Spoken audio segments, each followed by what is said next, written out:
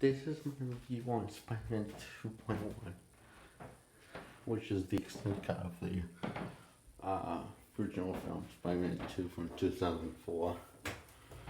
Now, this is making this review just in case if that makes a serious mistake, or several serious mistakes.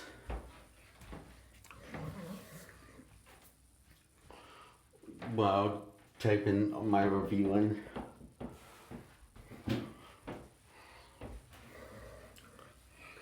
Review.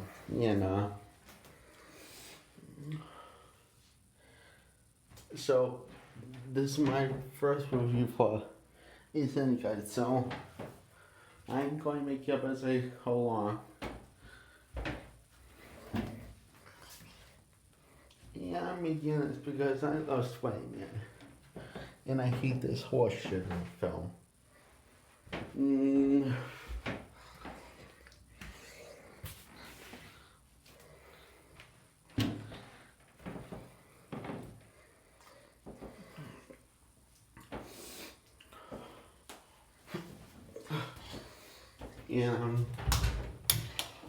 So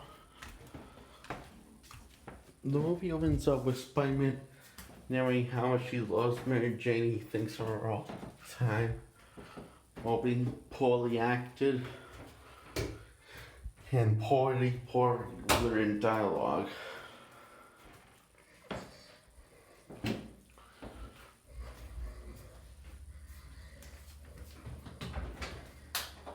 Hey, Dad? Dad? Dad? Okay.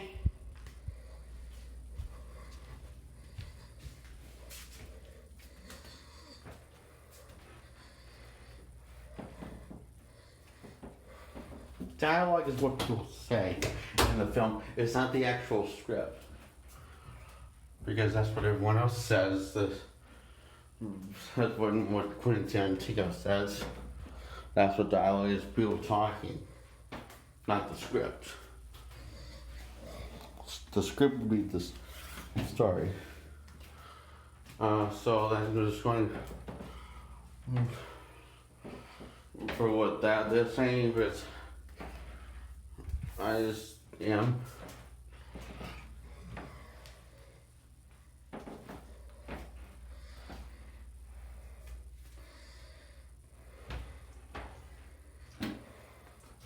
So the dialogue is absolutely terrible and feels unnaturally delivered.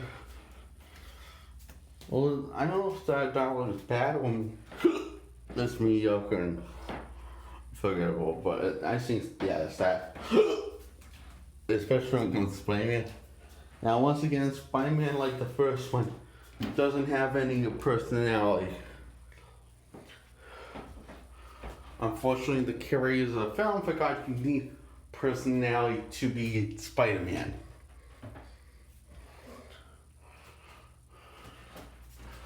Who in the comics is has most personality out of any superhero. But in this, he is the opposite. So, it opens up with Peter Parker. After that, in that narration, that very stalker narration of how much he loves MJ, he shuts her down in the end of the first film, and she clearly found out he was Spider-Man. That's completely restarted that, and except the P trying MJ that would happen, but her finals, who Spider-Man is, completely thrown in the dumpster.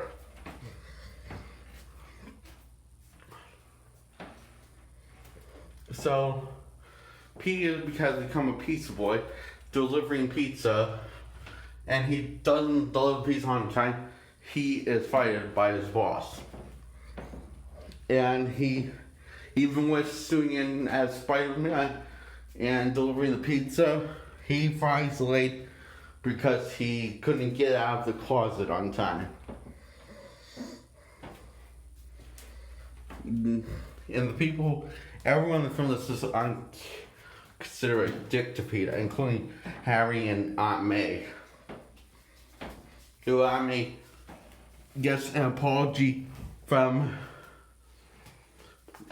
Peter Parker, which has been Spider-Man for 2 years. Been acting as Spider-Man for 2 years now. And since 2 years ago, Uncle Ben got gunned down in the streets, and Peter, despite how he wanted revenge, so he went after them. And Ami doesn't forgive him. In fact, she just walks upstairs and just slams the door, and also throws away all his comic books. She said, "Oh, those dressing things, I threw them away because I'm a classy old lady." That's basically how she sounds. And she just gives this amazing speech. I believe there's a hero in all of us, is how it goes.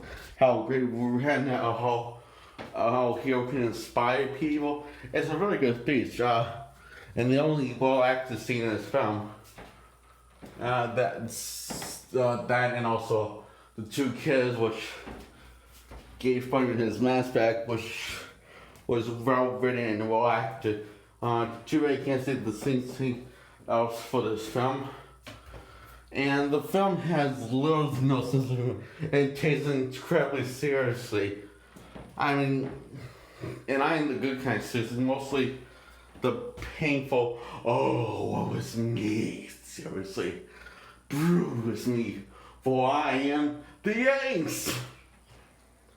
I am Spider-Man. I am also known as the Yanks. Because clearly, you need stress, and you instantly have a personality, and you take yourself seriously and constantly stress out. Constantly take yourself seriously with little to no sense of humor. Clearly, that's easily a very difficult personality to act. Sounds difficult? Well, that sounds stupid. Those who say stupid, you are right.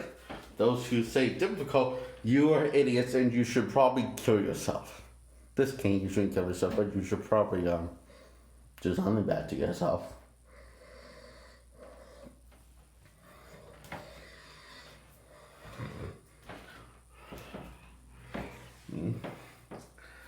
And sorry, I just got a little worked up there for a second, because seriously, everyone loves this. I don't see what's wrong with these people.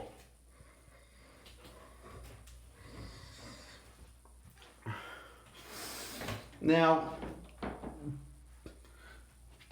Harry is also still grieving over his father's death, that he blames Spider-Man for killing, which he is responsible. Peter doesn't want to take responsibility, and he doesn't want to admit that his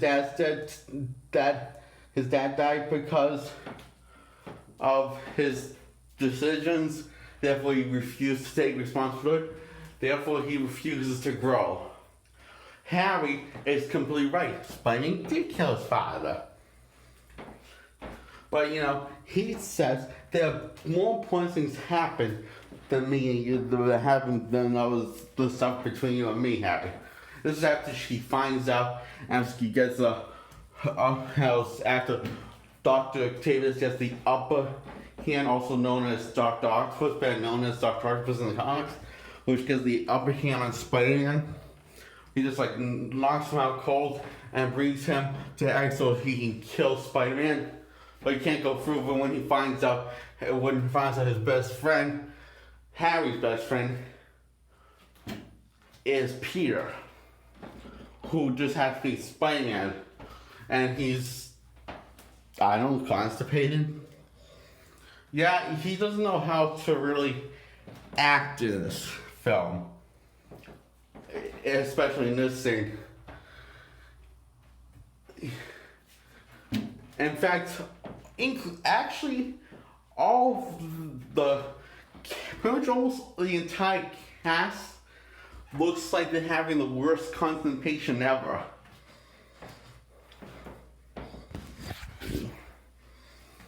Boston while also looking like they crap themselves at the same time.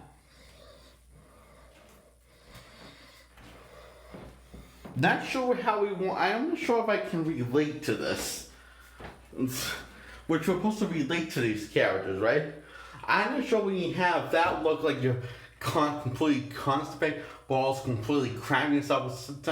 It's really the vibe you want to go off for your blockbuster that's supposed to have relatable characters. So anyway, Mary Jane has completely fun. Is having Peter's missing each one of her shows until he loses his powers for PTSD, supposedly. I'm guessing that's my best guess. Because he hasn't time to grieve over all this losses and bad decisions.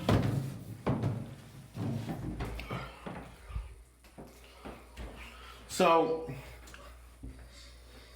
Peter finally makes it to his play after he gets caught up on all of his grades, after flunking all of his grades for so long and being late for class because he's been preoccupied with Spider-Man, being Spider-Man.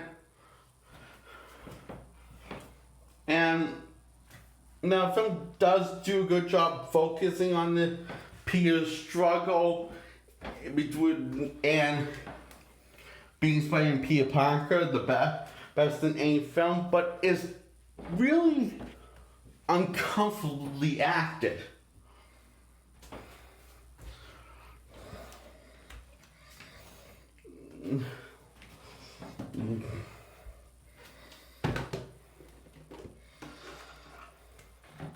So really, this struggle that he's going through, it's really kind of half done, just like his struggle and for his origin story was sort of half done because it's not acted. The acting doesn't feel natural and stuff.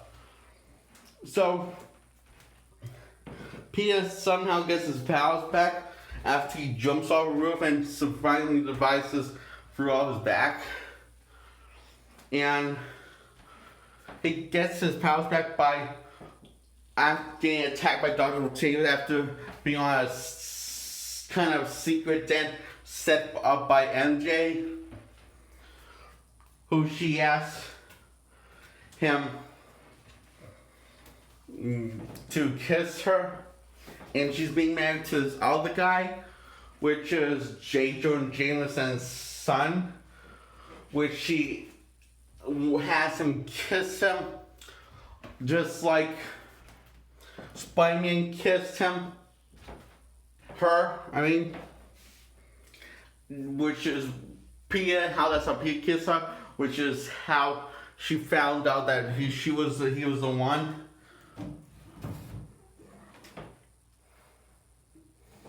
Then we have Peter willing to kiss MJ, which I just realized now that's her way of, to be sure if Peter's Spider-Man.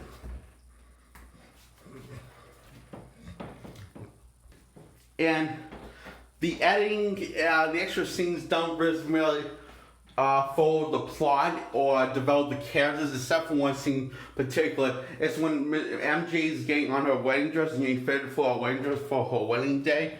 And she realized that she doesn't really love this guy who she's about to get married with, and she really has feelings for this other guy. She's talking to her girlfriend how she really has feelings to this other guy, to Peter Parker, and doesn't really have the same kind of connection that she had with Peter emotionally that we kind of saw hint at in the previous Spider-Man film, but we kind of really don't see it here because they really don't spend that much screen time together. And we find out that her father was very abusive to her physically. So, yeah, and which is saying, because this is a very well acted scene. This is actually a scene in the extended cut that's actually very well acted, well written, well edited. And just really well, good scene. So, anyway, after the only scene that anyone likes, which is Peter not cracking a single one line and finding Dr. Octopus, after saying being made after the bank scene, which I may saving Peter, who she doesn't know is Spider-Man. And I don't know if anyone ever looked at this, knows this, but there's a scene that Robbie, who works for the Daily Bugle, who the boss is, Peter's boss is,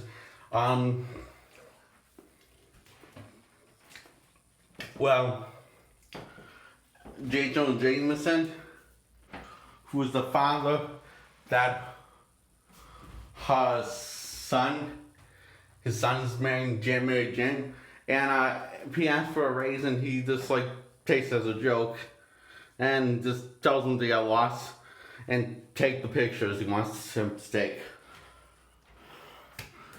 Now, Peter's living in this really crappy apartment, and he's late for his rent, so he uses the rent to pay for the ticket for MJ's play.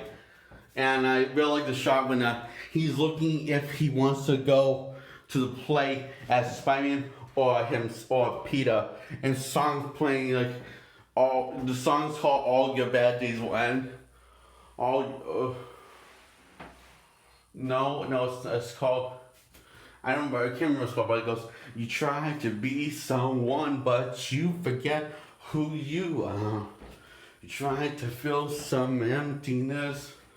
And there you go. But it really sets the tone of Spider-Man and his relationship of being Spider-Man and Peter Parker. Right? It says that tone, and you really feel for him in this scene when he's getting ready and decides to go as Peter and decides not to pay his rent. You really do feel for him in that scene. But in this other scene, you don't feel sympathetic to him. You just feel like, just get him off the screen. And so he's of course late because he's still Spider-Man, losing his powers, but when he loses his power, he can go to the play. And because I do like the scene, also like the scene when he looked at the cops, and he's like feels like he gives this look like he like kind of misses being Spider-Man, but we don't really get that feeling because they never showed him in the first one or in this one him enjoying being Spider-Man, and the reason why he would want to miss it. So anyway, of all the other songs, the side played one of the most happy songs, "The Raindrops Keep Falling on My Head."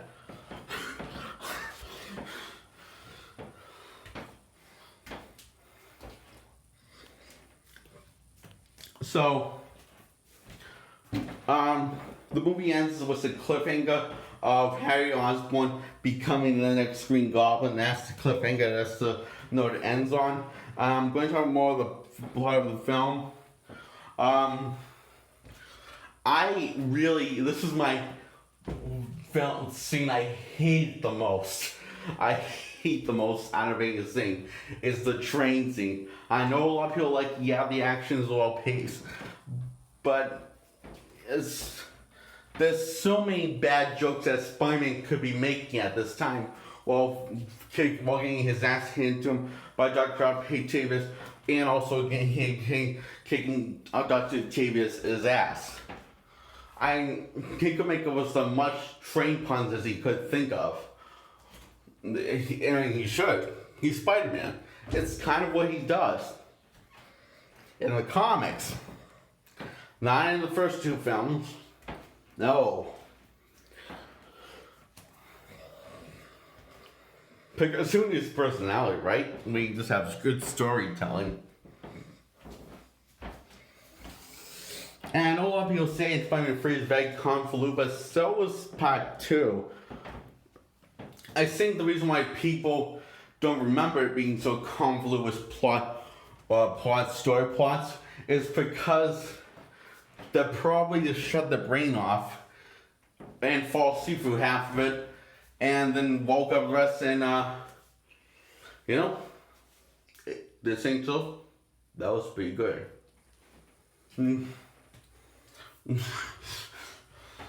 The lies they tell themselves, those idiots. Yes, you. So Peter decides to save the day and fight Dr. Octavius and try to save Mary Jane. Save Mary Jane and confesses his love to Mary Jane as they both think they're going to die. And he says, if this is he says, this wall is really heavy, this is if we're going to die, I want you to know something. And she figured out what he was going to say, you do love me. And so she figures out read his mind, he loves her all along. So Dr. Octopus turns good and decides to redeem himself by saving the world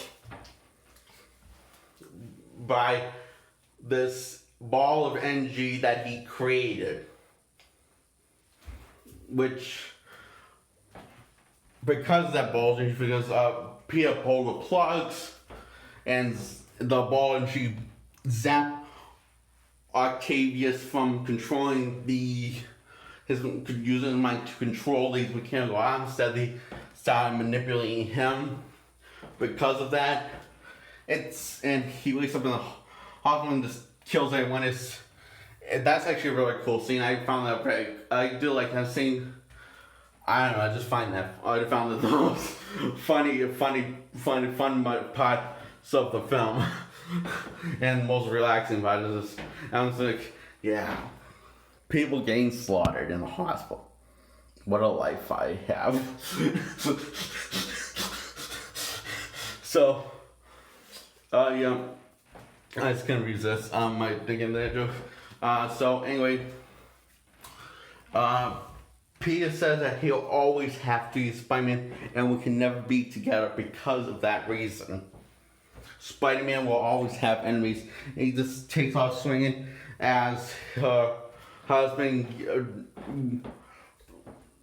calls the cops and the fire department and a bunch of calls, and he thinks he rescued her when it was really Spider-Man that rescued her. So yeah, his